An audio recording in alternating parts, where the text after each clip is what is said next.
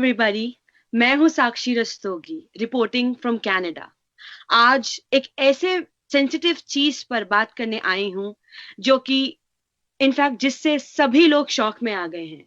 जी हाँ नाजरीन, मैं बात कर रही हूं एक ऐसे बेहद ही दुखद घटना की जो कि बॉलीवुड के बेहद ही रिस्पेक्टेड एक्टर और आर्टिस्ट इरफान खान के बारे में है। इरफान खान आज यानी कि वेंसडे मॉर्निंग हम सब को छोड़ के इस दुनिया से अलविदा लेकर चले गए। पर हकीकत ये है कि उनकी जर्नी पूरी दुनिया में उन्हीं का छाप छोड़ के रह गए हैं और वो हम सब के दिलों में और यादों में सदा के लिए बस गए हैं। इरफान खान हिंदुस्तानी सिनेमा का वो चमकता सितारा है जिसकी चमक मौत के साए से भी मंद नहीं हो सकती।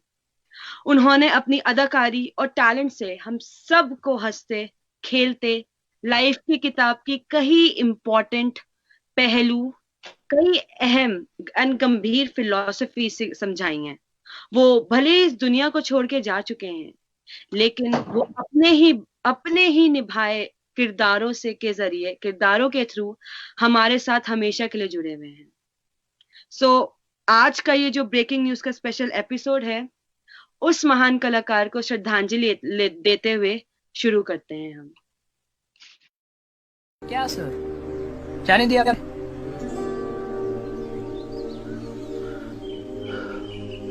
अबे मोहब्बत है इसलिए जाने दिया।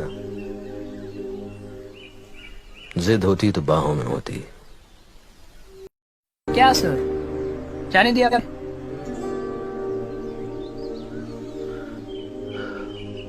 अबे मोहब्बत है इसलिए जाने दिया। जिद होती तो बाहों में होती। ये हेडमास्टर नहीं है जी, ये बिजनेसमैन है। और आजकल पढ़ाई नहीं है जी, ये धंधा है धंधा। चांद पे बाद में जाना जमाने वालों, पहले धरती पे तो रहना सीख लो। बीहड़ में बागी होते हैं, डकैत मिलते हैं पार्लियामेंट में। पिस्तौल की गोली और लौंडिया की बोली जब चलती है तो जान दोनों में ही खतरे में होती है। शराफत की दुनिया का किस्सा ही खत्म। अब जैसी दुनिया वैसे हम। इंद्रजीत सिंह, हमारी तो गाली पर भी ताली पड़ती है और हमें आज भी राजा भैया बुलाया जाता है। बस अतरी अंग्रेजी आवे हमें।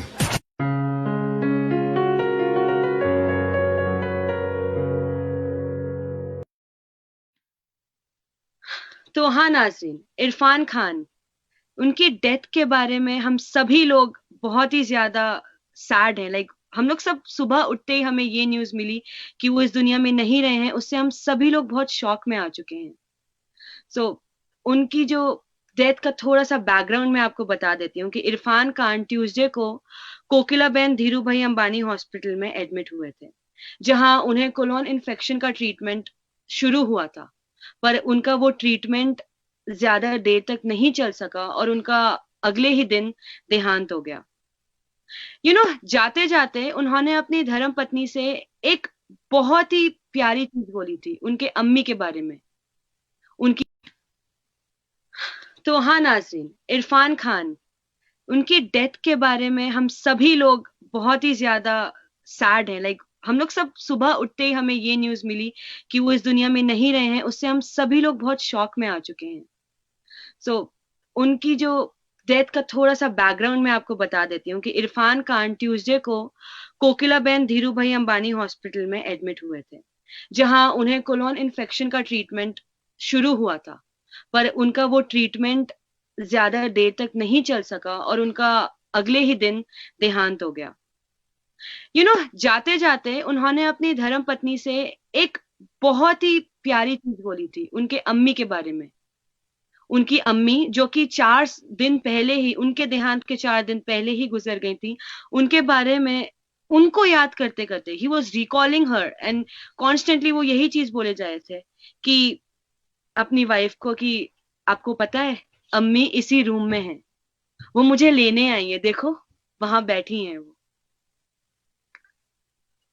आई एम प्रिटी श्योर ये सुनकर आप सबकी आंखें नम पड़ गई होंगी और बहुत ही ज्यादा भर आई होंगी। इसी के साथ ये जो हमारा श्रद्धांजलि का दौर है उसमें जुड़ने आए हैं हमारे साथ यूके से हमाद महमूद साहब, जो कि हमें इरफान खान की जिंदगी, उनके करियर और उनकी लाइफ की पूरी जर्नी के बारे में वो बताएंगे और हम सबको इस श्रद्धांजलि का पार्ट बनेंगे। तो आइए बुलाते हैं हमाद जी को। मैं अपने बाप की कसम खा के कह सकता हूं कि मैं जाना नहीं चाहता था, पर क्या पता, मानो एक हवा का झोंका आया, गाड़ी खुद ब खुद चलने लगी, मेरे हाथ स्टीयरिंग को मोड़ने लगे। हाँ, अरे 12 साल हो गए मेरे को धंधे में थापा, अपने बाप को कबर खोदना मत सिखा। हाँ बस, चिप चेंज कर दे बेटा, मुंबई वाला लगा, मुंबई वाला। हाँ मिर्जा बैठ, क्या हुआ? वो घाट कोपर वाला देसाई बिल्डर है ना। क्या सर, जाने दिया आपने? अबे मोहब्बत है इसलिए तो जाने दिया, जिद होती तो बाहों में होती। जान तेरे शहर का क्या इरादा है। दुनिया के कोने में एक ऐसी जगह है जहाँ कभी भी गोली चल सकती है, कहीं भी बम फट सकता है, शायद इसीलिए इस जगह का नाम पड़ गया पाकिस्तान। बहुत शुक्रिया साक्षी जी, TV4 टीम का बहुत बहुत शुक्रिया। बहुत इंटरनेशनल ऑडियंस को हेलो हाय नमस्ते सत श्री अकाल। बड़े ही दुखी दिल के साथ आज का प्रोग्राम कर रहे हैं। ख्वाहिश तो ये थी कि ये ट्रिब्यूट प्रोग्राम ना किया जाता, और इतनी जल्दी इतने बड़े स्टार को हमने खो दिया, इरफान खान साहब को। और उसी के साथ साथ एक और न्यूज़ भी थोड़ी देर पहले इससे जुड़ी एक और न्यूज़ भी ऑडियंस के साथ शेयर करना चाहता हूं, और प्रार्थना की भी दरख्वास्त करूंगा देखने वालों से। ऋषि कपूर जी भी काफी दिनों से हॉस्पिटलाइज हैं मुंबई में, और वो आईसीयू में शाम को एडमिट हुए हैं, तो उनकी तबीयत भी नासाज है। उन्हें भी पिछले साल कैंसर डायग्नोज हुआ था और 1 साल उनका न्यूयॉर्क में इलाज चलता रहा था, तो उनके लिए भी जरूर प्रार्थना और प्रेयर्स की रिक्वेस्ट होगी इंटरनेशनल ऑडियंस देखने वाले तमाम दोस्तों से। इरफान खान साहब लेजेंडरी एक्टर, जब आज मैंने उनकी परफॉर्मेंसेस, बहुत सी परफॉर्मेंसेस ऐसी हैं कि कहाँ से शुरू करें। इंटरनेशनल स्टार थे, थिएटर के बैकग्राउंड से आए। 2011 में पद्मा भूषण अवार्ड भी उनकी कंट्रीब्यूशन पर उन्हें दिया गया। लेजेंडरी डायरेक्टर मीरा नायर जी के साथ उन्होंने अपने फिल्म कैरियर का आगाज सलाम बॉम्बे 1988 में किया। थिएटर के बैकग्राउंड से बहुत बड़े बड़े दिग्गज सितारे बॉलीवुड हिंदी सिनेमा को में आए, जिनमें अमरीश पुरी, पारेश रावल जी, ओम पुरी जी, नसीरुद्दीन शाह, अनुपम खेर जी, एक बहुत बड़ा नाम शामिल है। 3 बड़े सितारे जिनके बारे में बात की जाए, बहुत अहम रहा पिछले 20 सालों में, जिन्होंने बॉलीवुड में बहुत नाम कमाया। उनमें लेट इरफान खान जी, मनोज बाजपेयी और नवाजुद्दीन सिद्दीकी, ये 3 नाम ऐसे हैं जिन्हें कतन कतन नजरअंदाज नहीं किया जा सकता। अब उनकी लिस्ट में इतनी बड़ी बड़ी फिल्में हैं कि स्लम डॉग मिलियनेयर, जो कि जिसके डायरेक्टर डैनी बॉयल जो ब्रिटिश डायरेक्टर थे, उनके साथ life of pi, Jurassic park जो कि दुनिया की इतनी बड़ी सीरीज है, वो फिल्म भी उनके क्रेडिट के ऊपर शामिल है। हम कहाँ से बात शुरू करें?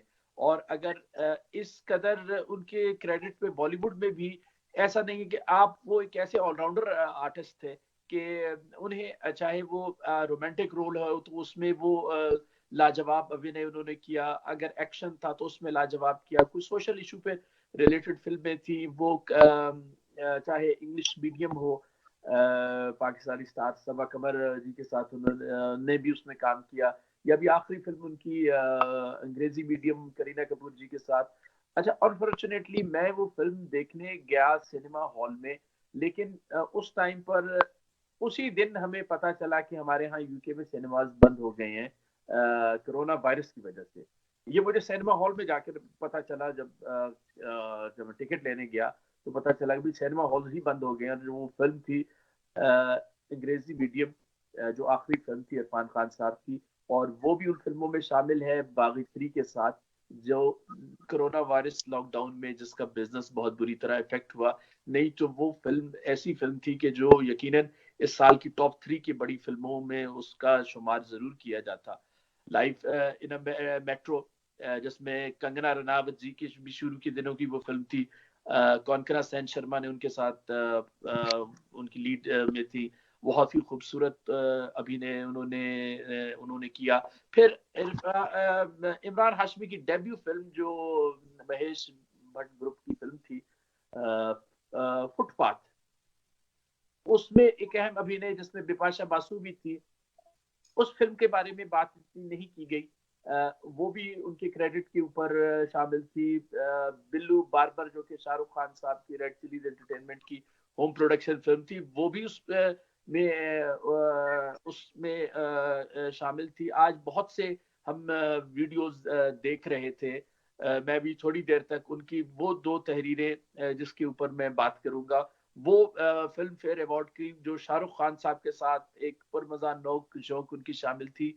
पीकू फिल्म एक बहुत खूबसूरत फिल्म, अमिताभ बच्चन जैसे महानायक अभिनय के एक्टर के सामने, यानी कि एक्टिंग करना बहुत ही मुश्किल है इतने बड़े एक्टर के सामने। लेकिन मैं उस फिल्म से, उनकी एक्टिंग से तो बहुत ज्यादा मुतासिर हुआ, लेकिन एक चीज थी जिससे मैं बहुत ज्यादा मुतासिर हुआ, वो जो पार्ट कोलकाता में पिक्चराइज हुए, डायरेक्टर ने जिस तरह उस शहर को पिक्चराइजेशन कोलकाता के पार्ट्स की थी, वो बहुत ज्यादा काबिले तारीफ थी। वो फिल्म तो थी ही, बड़ी खूबसूरत फिल्म थी।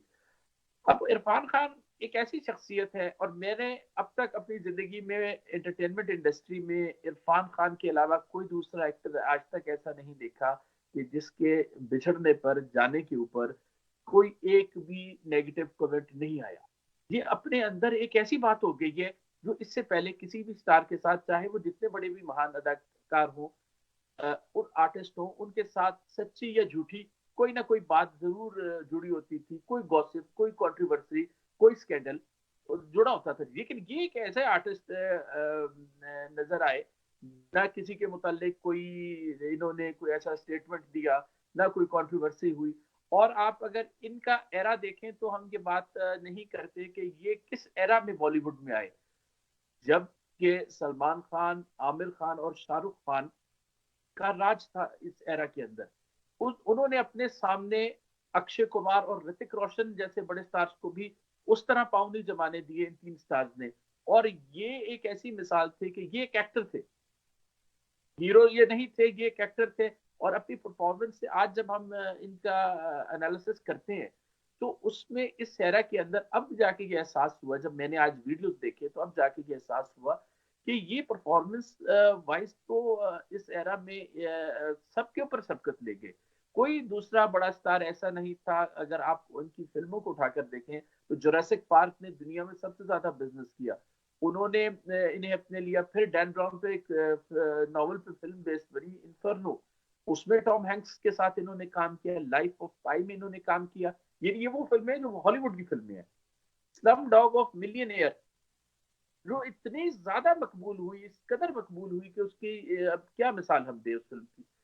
अच्छा, कोई भी बड़ा जो स्टार था उसके क्रेडिट पर हॉलीवुड का काम उतना नहीं है जितना इनके। वो आप अगर इनके एरा में नसीरुद्दीन शाह साहब भी गए, अनुपम खेर साहब भी गए, ओमपुरी साहब भी गए, गुलशन ग्रोवर साहब भी गए, बहुत से ऐसे स्टार्स थे। हिंदी सिनेमा को दुनिया में बहुत ही अहम मकाम हासिल है। और कोई भी आर्ट के मीडियम से कोई भी आर्टिस्ट हो, उसकी पहली बुनियादी ख्वाहिश होती है कि किसी तरह बॉलीवुड तक एंट्री मिल जाए। ये एक बुनियादी ख्वाहिश, लोग इसका इजहार नहीं करते, लेकिन उनके दिल में ये ख्वाहिश जरूर छुपी हुई है कि हमें किसी ना किसी तरीके से, चाहे हमें बी या सी ग्रेड फिल्म में ही काम मिल जाए, हमें काम तो वो बुला तो ले किसी तरीके से।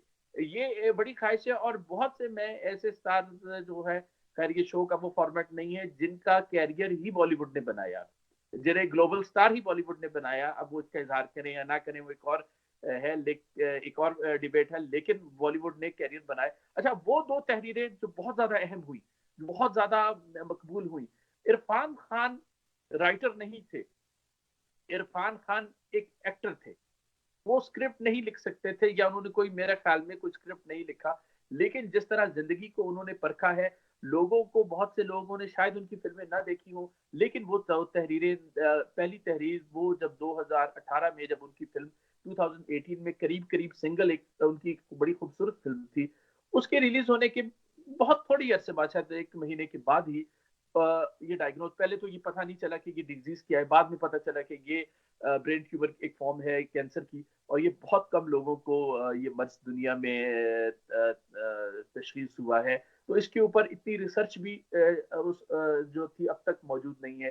तो उन्होंने उस पे एक बहुत ही खूबसूरत तहरीर, जिंदगी की तल्ख हकीकत से भरी एक तहरीर लिखी, और ये सवाल हमारे ज़हनों में भी आता होगा जब कभी अनफॉर्चुनेटली हमें कभी ऐसे हालात का सामना करना पड़ता है हमारे अजीज में या फैमिली में, कहीं पे किसी को ये वो लोग इस दुख को ज्यादा बेहतर अंदाज से समझ सकते हैं जिन्हें अचानक ही जिंदगी बहुत स्मूथ जा रही है और ये पता चले कि उनका किसी प्यारे को कैंसर डायग्नोज हो गया। और उससे ज्यादा जी, तो जब वो उन्हें डायग्नोज हुआ तो वो उन्होंने कहा कि मुझे ऐसा लग रहा है कि मैं एक ना मैं एक बुलेट प्रूफ ट्रेन पर बैठा हूँ और बहुत तेजी से मेरे जहन में अपने लाइफ के गोल्स थे कि मैं अभी ये प्रोजेक्ट करूंगा, मैं ये करना है, या मैंने ये अपनी फैमिली के लिए, बच्चों के लिए ये अचीवमेंट करनी है। तो अचानक मुझे ये पता चला कि एक टिकट चेकर आया और उसने कहा है कि अब आप बाबू, आपका स्टॉप आने वाला है और आपको उतरना होगा। और मैंने कहा मेरा तो अभी बड़ा लंबा सफर है और मेरे जहन में बहुत सी ड्रीम्स हैं, गोल्स हैं जो मैंने अचीव करने हैं। उन्होंने कहा कि नहीं, यही स्टॉप है और यहीं उतरना होगा। जो 2018 में ये तहरीर बहुत ज्यादा वायरल हुई और ये लाइफ की उन हार्ड रियलिटीज को जिस तक एक बड़ा नॉवेलिस्ट भी शायद ही कभी अपनी जिंदगी में इस कदर तल्ख हकीकत तक पहुंचा होगा, जो इरफान खान साहब की वो तहरीर 2018 में।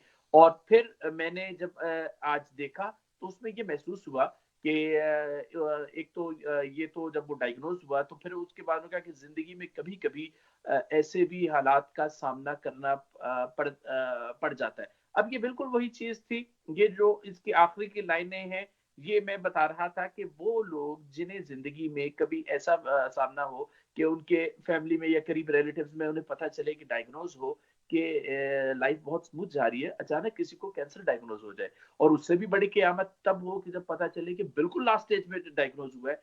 ये ऐसी मौजी बीमारी है जिसने सब कॉन्टिनेंट में, इंडिया में और पाकिस्तान में इतनी तबाही मचाई है कि जिसके बारे में क्या बात की जा सके। कितने बड़े बड़े इनमें बड़े नाम भी शामिल हैं जो हमसे बहुत ही यंग एज में बहुत चले गए। उनमें एक हाल में एक और नाम इरफान खान साहब का भी जुड़ गया है। ये वो तहरीर थी जो बहुत ज्यादा वायरल हुई, बहुत ज्यादा मकबूल हुई और ये सुबह से सोशल मीडिया पर दोस्तों ने बहुत ज्यादा वायरल किया। एक तो वो वजूहात थी उनका काम। अब बहुत से लोगों को जिन फिल्मों का लिस्ट का मैंने बताया, कुछ फिल्में लोगों ने देखी होंगी इंग्लिश मीडियम और दूसरी शायद उन्होंने उनकी हॉलीवुड का काम ना देखा हो, लेकिन ये तहरीर जब पढ़ी तो ये बड़ी एक दुखद किस्म की तहरीर थी जो उन्होंने तहरीर की। और फिर उसके बाद आगे चलकर उन्होंने ये तहरीर की कि मैंने अपने बेटे से ये कहा कि मुझे जो है मजीद जो है इस में और ज्यादा तकलीफ से गुजरना ना पड़े। कहाँ इतनी ज्यादा एक्टिव लाइफ एक एक्टर की, और फिर वो कह रहे हैं कि मेरी उसी तहरीर में आ गया कि मेरी जिंदगी में जो दिलचस्पी थी वो कम होती गई। जाहिर बात है कि ये बहुत ज्यादा तकलीफ दे किस्म का मर्ज है और इंसान को, इंसानी बॉडी को बहुत कुछ जूझना पड़ता है। इसमें तकलीफ का भी अंदाजा हम नहीं कर सकते कि जब किसी के ऊपर ये बीत रही होती है। अच्छा, जिस पेशेंट पर बीत रही, हमने इरफान खान साहब की तो बात बहुत की, लेकिन ये बात सच है कि जो पेशेंट होता है जिसके ऊपर कैंसर का हमला होता है वो तो बहुत ज्यादा तकलीफ से गुजर रहा होता है, लेकिन वो ट्रॉमा से बहुत ज्यादा जो फैमिली होती है, और खासकर जब ये डायग्नोज हुआ, सब वो लम्हा बहुत ही हार्ट ब्रेकिंग किस्म का होता है और उसके बाद हर लम्हे ही क़यामत टूट रही होती है उनके ऊपर, उनकी फैमिली के ऊपर। वो 2 साल किस तरह गुजरे होंगे। अच्छा, उन 2 सालों में इरफान खान को आर्ट से, सिनेमा से कितना लगाव होगा उसका अंदाजा आप इससे लगा रहे हैं कि बहुत ज्यादा बीमारी के बावजूद उन्होंने अपनी कैरियर की आखिरी फिल्म अंग्रेजी मीडियम की, और उससे रिलेटेड जो क्लिप है वो बहुत ज्यादा चल रहा है, मैं उसके बारे में भी जरूर बात करूंगा। फिर जब उन्हें लंदन गए वो इलाज के लिए, वहां पे भी तकरीबन 1 साल उनका इलाज चलता रहा, तो वहां पे भी वो जो तहरीर मैंने देखी वो लॉर्ड्स क्रिकेट ग्राउंड के बिल्कुल सामने उनका हॉस्पिटल था, और वो कहते हैं मेरी बचपन से ख्वाहिश थी कि मैं लॉर्ड्स क्रिकेट ग्राउंड में आऊं और उसे देखूं, लेकिन जिस हालत में मैं गया तो मुझे वहां मेरी जिंदगी में वो ये भी लिखते हैं कि दिलचस्पी कम से कम बहुत कम रह गई, और वहां पर जो है पता नहीं होता हॉस्पिटल में, वहां पर उन्होंने जो उनके वार्ड्स थे, कोमा वार्ड, उसका भी जिक्र किया उस तहरीर के अंदर। वहां पर पता नहीं होता कि अगले लम्हे ही हॉस्पिटल में क्या हो जाएगा। बिल्कुल जिंदगी भी ऐसी, उसकी मिसाल भी एक हॉस्पिटल वार्ड की सी है कि उसमें पता नहीं होता। अच्छा, अब मैंने बहसियत एक इंसान के इस सारे वाक्य में एक बड़ा स्टार तो हमने खो दिया, लेकिन जब हमने ये सारी जर्नी को देखा और स्पेशली आज सुबह से देख रहे हैं, तो इस नतीजे पे मैं पहुंचा कि हमें अगर कोई अच्छा हम कुछ कंट्रीब्यूट ह्यूमैनिटी के लिए करना चाहते हैं या किसी के लिए अच्छा जज्बे का रखते हैं, तो हमें उसके लिए कल का इंतजार नहीं करना चाहिए, हमें वो काम आज में कर लेना चाहिए। हो सक एक वीडियो मैंने बनाया था, उसमें मैंने कहा था कि कल 50-50 है, हो सकता है कि कल कोई हो सकता है कि कल ना हो, तो उसकी कोई गारंटी नहीं है। तो इसलिए कल पर अच्छी चीजों को होल्ड करने से अगर मुमकिन हो तो उसे आज में ही कर ले तो ज्यादा बेहतर है। फिर उन्होंने कहा कि मैंने सर विवियन रिचर्ड्स की तस्वीर भी देखी, लेकिन वो इस कदर बीमारी में मुब्तला थे, तकलीफ में, कि वो उनकी तस्वीर भी मेरे चेहरे पर कोई खुशी नहीं ला सकी। अब दो अहम चीजें ये तो उस तहरीर के साथ जुड़ी हुई थी। फिर एक वो जो आपने अपने इंट्रो में कहा, अब उन्होंने अपनी वाइफ से कहा, देखो अम्मी इसी कमरे में ही मौजूद हैं और वो मुझे बुला रही हैं और वो मुझे साथ लेकर वो मुझे अपने साथ लेकर जाने के लिए आई हैं। अच्छा, एक बहुत बड़ा अलमिया इसके साथ भी जुड़ा हुआ है कि कोरोना वायरस की वजह से किस कदर फैमिलीज ने सफर किया। आप ये देखिए कि इंडिया समेत बहुत से मुल्कों में, बहुत से देशों में इस वक्त लॉकडाउन की situation, USA, Canada, UK, Europe में भी, और इंडिया, पाकिस्तान और हमारे उस बेल्ट में भी, साउथ ईस्ट एशिया में भी चल रही है। बहुत से लोग मुतासर हुए। इसी दौरान उनकी अम्मी की, उनकी वालदा की डेथ हो गई कोई 4 दिन पहले, और कितना हार्ट ब्रेकिंग ये लम्हा होगा एक इंसान के लिए कि वो जो यही सेम सिचुएशन ऋषि कपूर साहब के साथ भी हुई जब वो इलाज के सिलसिले में अमेरिका गए थे, तो उनकी मदर का भी देहांत हो गया। तो अपना इरफान खान साहब ने वीडियो कॉल के थ्रू आखिरी रसूमात देखी और वो शिरकत नहीं कर सके। ये वो इंसानी अलमिया था जो इस कोरोना वायरस के साथ जुड़ा था, इसकी वजह से वो आखिरी रसूमात में शिरकत नहीं कर सके। ये दुख भी उनके अंदर बहुत मौजूद था, और उसके बाद उनकी तबीयत बिगड़ गई, और जिसके बायस उन्हें कल रात हॉस्पिटल में आईसीयू में रात को एडमिट कर दिया गया। सुबह जब हमने रात के किसी पहर या अर्ली सुबह ये पता चला कि रात जो मैंने देखा कि 1 बजे के बाद उन्होंने जो मेडिसिन का जो था असर लेना छोड़ दिया था उनकी बॉडी ने, उसके बाद शायद मशीन प्लग ऑफ कर दिए थे और वो उनकी डेथ हो गई। बहुत कम ऐसे आर्टिस्ट होंगे जिनका कंपैरिजन हम इरफान खान साहब के साथ कर सकते हैं। सब कॉन्टिनेंट में, मेरा ख्याल में इंटरनेशनली तौर पर, इतने थोड़े अरसे में, इतने थोड़े समय में इतने बड़े नाम, Spiderman, Jurassic park, inferno, the life of pi, Slumdog millionaire जैसे बड़े नाम अगर उन्होंने कंसिडर किया, इतने बड़े बड़े नामों ने इरफान, बल्कि मैं तो ये कहूंगा कि अगर पिछले उनके चंद सालों का आप एनालिसिस करें उनके फिल्मी कैरियर का, तो उनका ज्यादा काम हॉलीवुड के साथ था, और ये पूरे रीजन के लिए, यानी कि ये सिर्फ इंडिया के लिए ही प्राइड की बात नहीं है, या सिर्फ इंडिया के ही वो स्टार्स नहीं थे। अगर आप उसको देखें, जिस तरह इंडिया में बहुत ज्यादा एक दुख की घड़ी है, यकीनन एक बहुत दुख की घड़ी है, ऐसे स्टार्स का होना, मौजूद होना। मैं एक इंटरव्यू देख रहा था, अनुपम खेर साहब जो रिपब्लिक भारत में करते हैं, तो उनसे उन्होंने कहा कि ये जो एक नेपोटिज्म का भी डिबेट चली कुछ पिछले 1-2 साल पहले, कंगना रनावत जी के इंटरव्यू से, तो उन्होंने कहा कि मैं ये जो स्टार सन्स आते हैं, वरुण धवन, आलिया भट्ट और ऋतिक रोशन, ये भी बहुत ज्यादा स्ट्रगल करते हैं और इनकी भी कामयाबी बड़ी कामयाबी है, लेकिन मैं देखता हूं कि अनुपम खेर, कंगना रनावत और इरफान खान छोटे शहरों से आकर जिन्होंने एक मुकाम बनाया बॉलीवुड में, तो इनको मैं बड़ा मायने देता हूं इनकी स्ट्रगल को। अब ऐसे स्टार्स का होना क्यों जरूरी है? ऐसे स्टार्स का एक इतनी बड़ी इंडस्ट्री में होना बहुत ज्यादा जरूरी है इमर्जिंग आर्टिस्ट्स के लिए, नए आने वालों के लिए, कि उनकी सोर्स ऑफ इंस्पिरेशन होनी जरूरी है, उनके रोल मॉडल होना जरूरी है।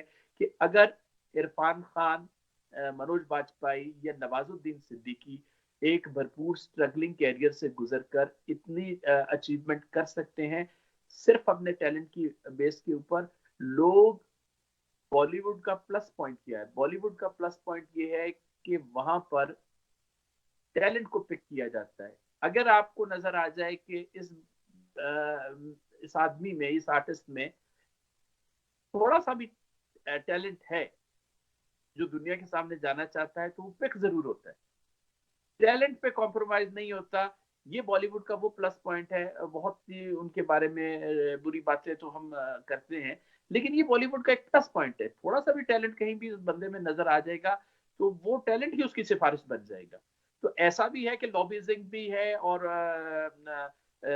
जो फिल्मी घरानों से भी बहुत बड़े बड़े स्टार्स आए, लेकिन ऐसा नहीं है कि जो मिडिल क्लास के लोगों का रास्ता रुका हुआ है वो भी अपनी जगह बनाने में कामयाब हो गए। तो इरफान खान वो एक ऐसा नाम थे, एक ऐसी मिसाल थे।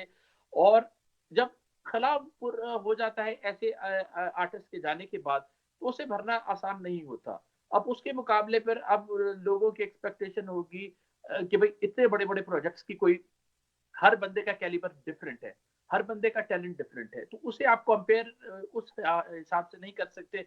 फिर जब वो आपको कोई वैसा काम नजर नहीं आएगा तो फिर आप कहेंगे कि काश यहाँ पर इरफान खान साहब होते, और जिस किस्म की वो उनकी फिल्म, जैसे उनकी फिल्म ये साली जिंदगी बहुत खूबसूरत फिल्म थी, और बहुत सी फिल्में ऐसी थी कि जो बहुत खूबसूरत थी। नाना पाटेकर के बाद किसी ने अगर बहुत ज्यादा मुतासर किया तो उसमें इरफान खान का नाम, उस स्टाइल की फिल्मों में इरफान खान का नाम बहुत अहम था। और एक ऑडियो क्लिप जिसके बारे में जो उनकी फिल्म के हवाले से, आखिरी फिल्म के हवाले से, वो प्रमोशन को का हिस्सा नहीं बन सके, पार्ट नहीं बन सके, क्योंकि उनकी तबीयत, मुसलसल नासाज तबीयत की वजह से वो उसका हिस्सा नहीं बन सके। लेकिन उन्होंने जो ऑडियो मैसेज, और वो आखिरी ऑडियो मैसेज है जो उनका अपने फैंस के साथ है। अच्छा, मेरा ख्याल में जितनी पावरफुल उनकी वॉइस थी वो जिंदगी में हमें उसे अंदाजा नहीं हुआ, क्योंकि वो हमारे पास थे। अब चूंकि वो हमारे दरमियान नहीं रहे, हमसे बिछड़ गए हैं, अल्लाह उनको जन्नतुल फिरदौस में आला मकाम अता फरमाए, आमीन। तो अब हमें एहसास होता है कि वॉइस बहुत, जैसा नाना पाटेकर का प्लस पॉइंट था, उनकी वॉइस थी। नाना पाटेकर के बाद इन्होंने बहुत ज्यादा मुतासर किया, इरफान खान ने, मनोज बाजपेयी ने और नवाजुद्दीन सिद्दीकी ने। अच्छा, बॉलीवुड में अब एक ऐसा टाइम आ गया कि स्टार्स की जो फिल्म्स हैं वो बड़ा बिजनेस लेने में, ओपनिंग तो बहुत अच्छी जा रही है, लेकिन बड़ा बिजनेस लेने में उस तरह सफल नहीं हो रही पिछले 2-3 सालों में, जितना कि अब लोग स्क्रिप्ट की तरफ आ रहे हैं। ऐसी बड़ी स्मॉल बजट की फिल्में थी जो बहुत ज्यादा बिजनेस कर गई। तो ये भी एक ट्रांजैक्शन हो रहा है बॉलीवुड के अंदर। तो उसने मेरा ख्याल में इस कदर, और उनका वो एक जज्बा फिल्म का वो सीन बार बार लोग उसे दे रहे हैं, उसके ऊपर बहुत ज्यादा बात करने के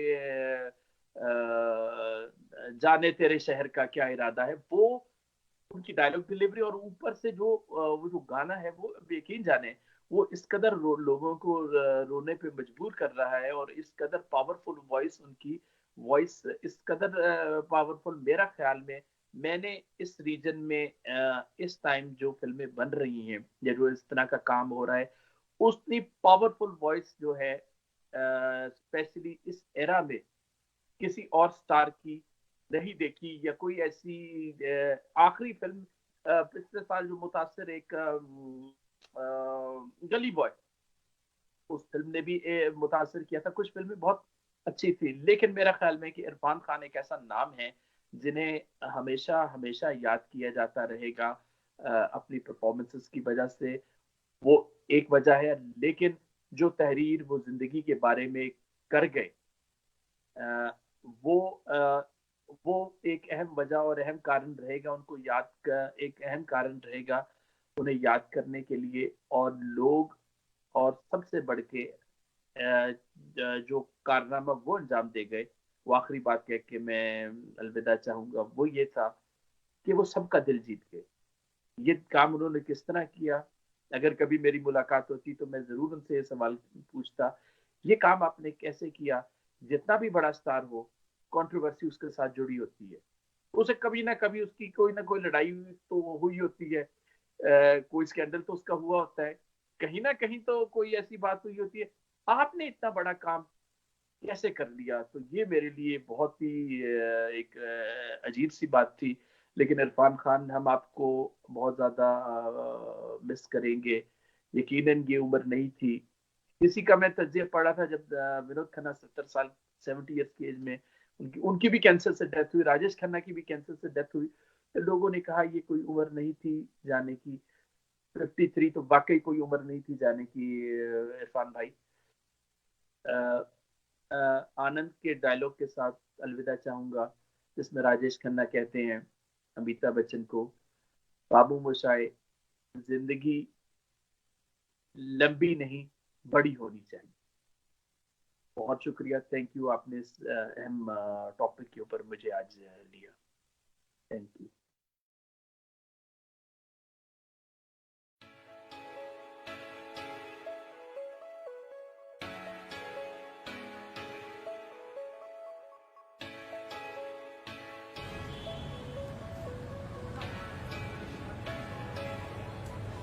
बोलिए सर, कुछ काम था आपको? यार एक पिक्चर बनाइए हिंदी मीडियम। एक मिनट सर। हेलो, हाँ टैरन, हाँ कैसा है? पिक्चर नहीं बना रहा आजकल? तरन आजा ऐसी पिक्चर बनना शुरू कर दिया। रिव्यू नहीं लिखता क्या सर? टैरेंटिनो। हाँ, क्या चल रहा है आजकल? तरंतिनो का नंबर कहाँ से आ गया तुम्हें? बार मुझे मिले थे तब मैंने दिया। क्यों दिया था तूने यार? ऑनेस्ट पल्प फिक्शन बनाना है। टाइम नहीं यार, हम कैंपस प्लेसमेंट बना रहे हैं। काय को दिया यार तुमने? हाँ, अच्छा एक बात बता, तुझे फीफा खेलना पसंद है क्या? हेलो, कहाँ से आया? टिपिकल तरन यार। सर आप कह रहे थे सर, कुछ काम था? मैं कह रहा है यार, हमने हिंदी पिक्चर बनाई है, एक हिंदी मीडियम नाम है उसका, कॉमेडी है। आपको काम मिल रहा सर अभी तक? It's not bad. अरे हमने हिट वीडियो जो बनाया पार्टी सॉन्ग, ऑफ कोर्स, उसके वजह से काम मिल रहा है कि नहीं sir? Sir US, happy for you sir. मैं कह रहा हूँ एक वीडियो बनाते हैं थोड़ा ना, एकदम ऐसे एकदम वायरल चाहिए वीडियो, वायरल। हमारा हर वीडियो वायरल ही जाता है।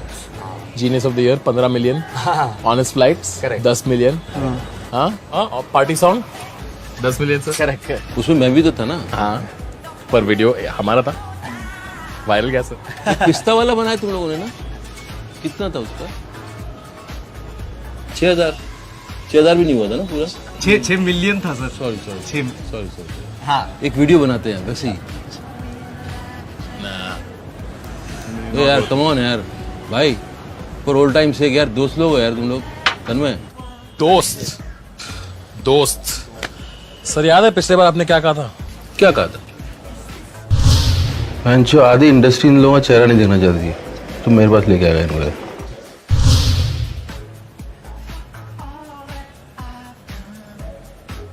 Come on, buddy. Let's forget the past, यार। बडी Forget it. कुछ नया बनाते हैं भैया, बढ़िया, और हिट होगा वो। एक वीडियो बनाओ और आप बोलो, मैं कुछ भी करूंगा। आप करोगे? अरे करूंगा, कुछ भी करूंगा, प्रमोशन करना है यार, कुछ भी करूंगा। कुछ भी करोगे? कुछ भी सर, तो कुछ भी कर सकते हैं। कुछ भी मतलब वीडियो बनाना है ना, मैं कुछ भी करूंगा यार, करवाओ। सर आप मीम्स करोगे? हैं?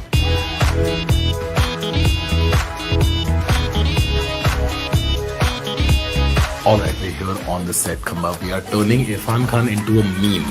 प्रॉब्ली वी फिगर्ड कि लास्ट टाइम के बाद हम और कैसे यूथ कनेक्ट।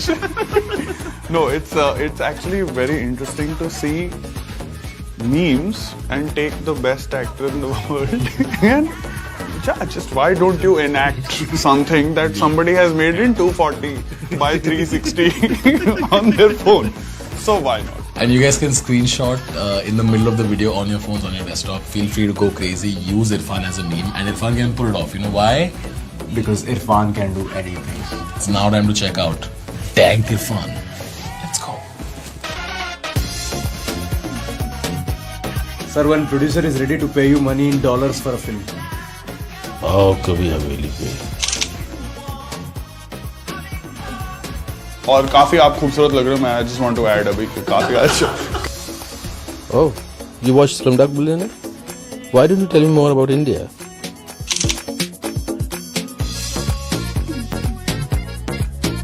मैं फिल्मों में एक्टिंग कर पाऊंगा? नहीं, हो जाएगा. You don't have to worry about making memes if you are the meme.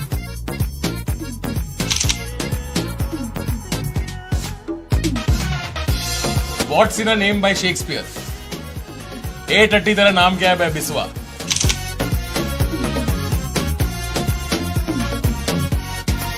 When Hollywood wants to cast a brown actor, but they only know you.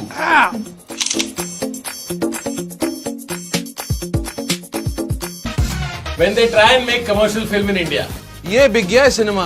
ये फिल्मों में कुछ नहीं रखा. ये सब बहनचोद मिलके पागल बना रहे हैं हमको, मादरचोद के बच्चे. ये राइटर से ज्यादा मार्केटिंग पे खर्च कर रहे हैं गान फटी.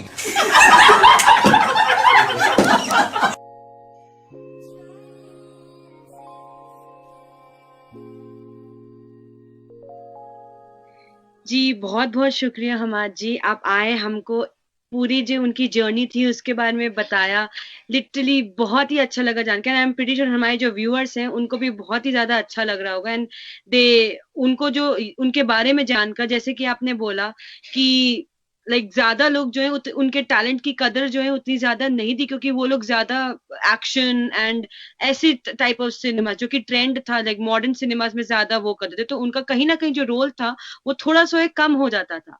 सो ऐसे लोगों के लिए एक चीज मैं बोलना चाहूंगी कि इनकी मृत्यु से, जो इनकी डेथ हुई है, उस पर जो हुस्न पर मर मिटने वाले भी आज उनकी डेथ को देखकर उनके हुनर पर आंसू बहा रहे हैं.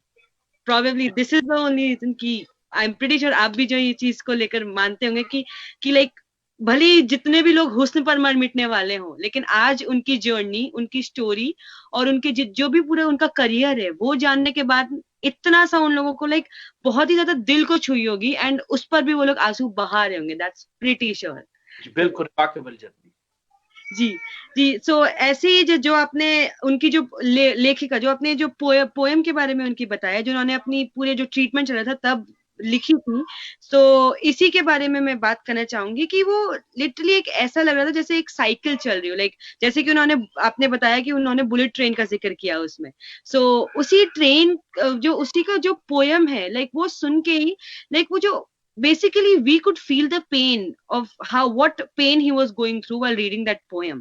Literally वैसी वाली फीलिंग आई थी मैंने भी जब ये पोएम देखी थी और पढ़ी थी. तो हम लोगों ने, स्टूडियो चार्ट प्रोडक्शंस ने सोचा क्यों ना ये ट्रिब्यूट, ये जो श्रद्धांजलि है, ये हम लोग इरफान खान जी को ऐसे दें कि उन्हीं के जो पोएम है और उन्हीं के जर्नी, उन्हीं की जबानी हम लोग अपनी एक छोटी सी एक योगदान दें उनकी श्रद्धांजलि पे. और ये जो वीडियो हम लोगों ने बनाई है, स्टूडियो चार्ट प्रोडक्शंस की पूरी टीम ने बनाई है, सो इसके चलते चलते ये हम दिखाना चाहेंगे अपने व्यूअर्स को, और ये बताना चाहेंगे कि उन्होंने किस दर्द से वो गुजरे थे और कैसे जो है उन्होंने उस दर्द में भी इतनी हसीन, इतनी अच्छी पोएम लिख दी. सो व्यूअर्स, ये आपके लिए एक वीडियो, और ये स्पेशली इरफान खान साहब के लिए कि उनके लिए है ये लिटरली, कि उनको may his soul rest in peace, and this is the poem of him which we wrote.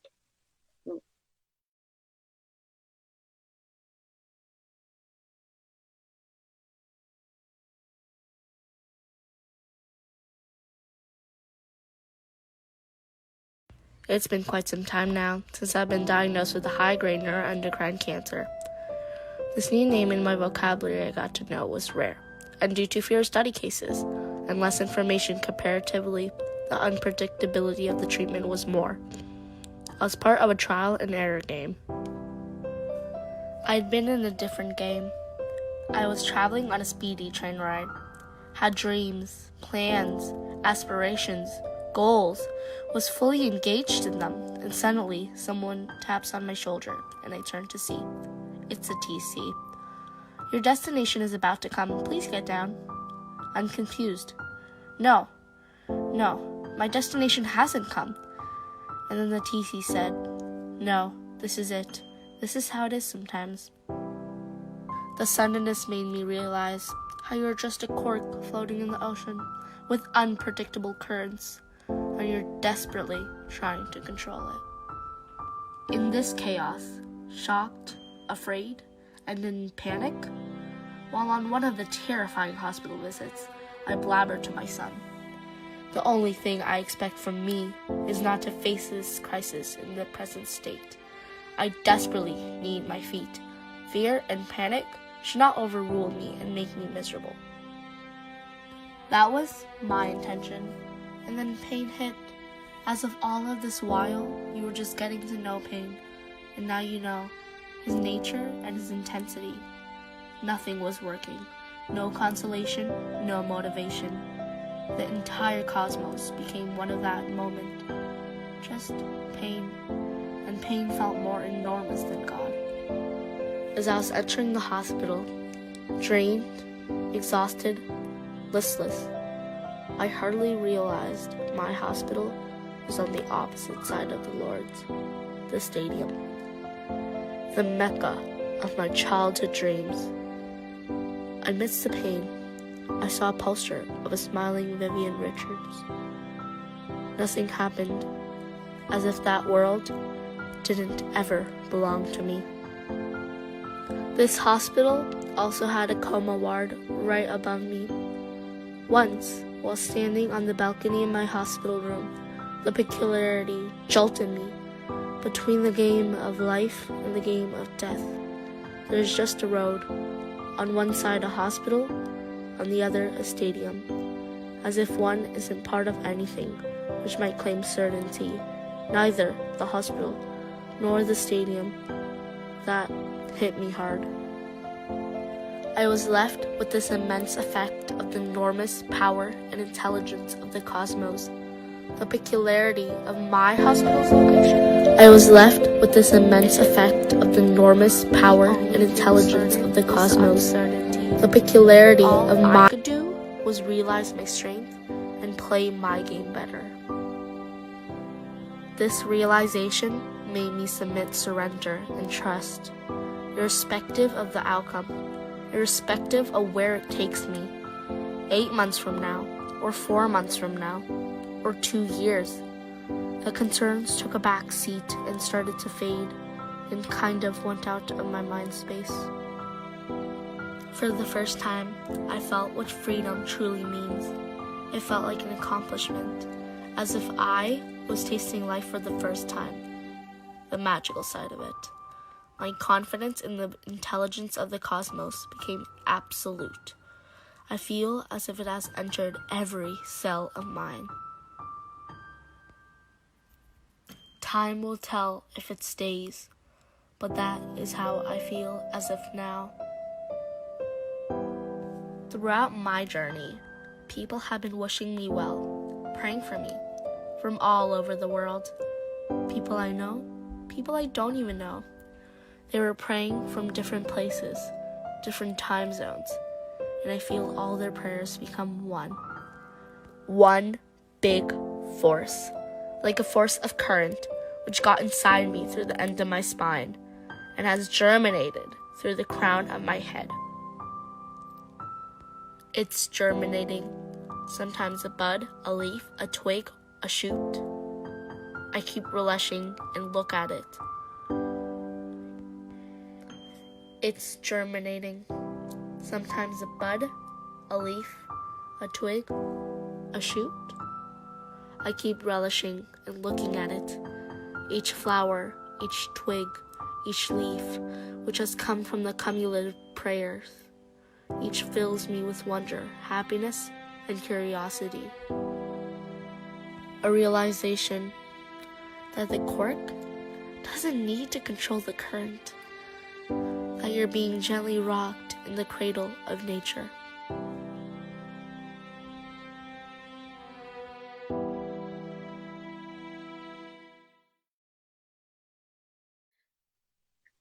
जी हाँ, ये थी उनकी वो तहरीर जिसके बारे में बात हुई थी, जिसके बाद में हमाद साहब ने हमें बताया था, जिसके बारे में जो कि आजकल एकदम वायरल हो रही है और लिटरली दिल को छू रही है. लाइक ऐसी जर्नी ऐसी पेनफुल जर्नी से वो जो गुजरे हैं, वो दिल को छूती है, बहुत ही ज्यादा दिल को छूती है. सो आगे बढ़ते हैं. तो हमाद जी ने एक ऐसे, उनकी जो लास्ट फिल्म आई है अंग्रेजी मीडियम, उसकी एक रिकॉर्डिंग, वॉइस रिकॉर्डिंग की उन्होंने बात की थी, जिसमें उन्होंने नींबू का जिक्र किया, दैट हाउ वो अपने प्रमोशनल इवेंट में नहीं जा पाए थे, लेकिन उस वीडियो के थ्रू उन्होंने उस ऑडियो के थ्रू उन्होंने अपनी फिल्म का प्रमोशन करना चाहा और ये बताना चाहा एक वेरी फनी वे में, दैट उनके जो अंदर की बॉडी वो खेल कूद कर रही है, एंड वो नींबू से लेमनेड बनाने की वो जो जर्नी है, that is something very which touched my heart. So ये भी हम सुनाना चाहेंगे कि उनकी जो उनकी आखिरी कुछ लाइनें थी उनकी जुबानी, वो भी हम लोग आप लोगों को आपके सामने अभी प्ले करने वाले. So viewers, this is for you. Hello भाइयों बहनों, नमस्कार. मैं इरफान. मैं आज आपके साथ हूं भी और नहीं भी. खैर, ये फिल्म अंग्रेजी मीडियम मेरे लिए बहुत खास है. सच यकीन मानिए, मेरी दिली ख्वाहिश थी कि इस फिल्म को उतने ही प्यार से प्रमोट करूं जितने प्यार से हम लोगों ने बनाया है. लेकिन मेरे शरीर के अंदर कुछ अनवांटेड मेहमान बैठे हुए हैं, उनसे वार्तालाप चल रहा है. देखते हैं किस करवट उठ बैठता है. जैसा भी होगा आपको इत्तला कर दी जाएगी. कहावत है, when life gives you lemon, you make a lemonade. बोलने में अच्छा लगता है, पर सच में जब जिंदगी आपके हाथ में नींबू थमाती है ना, तो शिकंजी बनाना बहुत मुश्किल हो जाता है. लेकिन आपके पास और चॉइस भी क्या है पॉजिटिव रहने के अलावा.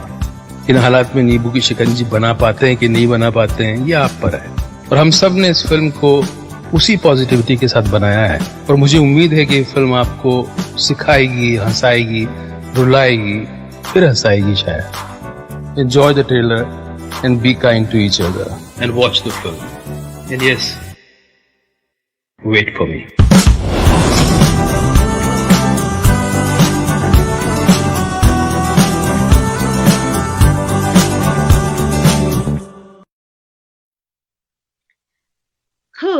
Well, this was Irfan Khan's journey, and किसी एंगल से उनकी आवाज, ऐसी आवाज है उनकी कि लिटरली बहुत ही ज्यादा छूती है. मैं बहुत देर से बोल जा रही हूँ, लेकिन उनकी जो जर्नी आज मैंने जानने की कोशिश की है, वो जो जर्नी जानी है मैंने, I salute this guy. I literally बहुत ही ज्यादा respectful and really may his soul rest in peace. Literally I just want to say that कुछ लाइनें हैं, वो मैं 2 लाइनें बोलना चाहूंगी कि I suppose the end of the whole life becomes an act of letting go. But always what hurts the most is not taking a moment to say goodbye. So this is something जो कि exactly हुआ है कि किसी ने भी नहीं सोचा था कि उनका जो ये सिलसिला था, जो हमारे उनके हंसते खेलते उन्होंने लाइफ के बारे में हमें जो इतना बताया है, उनकी लाइफ एक ऐसे मुकाम पे आके सडनली ऐसे खत्म हो जाएगी. So इसी के साथ मैं साक्षी रस्तोगी आप सब से विदा लेना चाहूंगी एंड ये बोलना चाहूंगी that may Irfan Khan soul rest in peace. और वो जहां पर भी हैं, वो उनकी रूह जो है हमेशा सुकून भरी रहे, सुकून में रहे.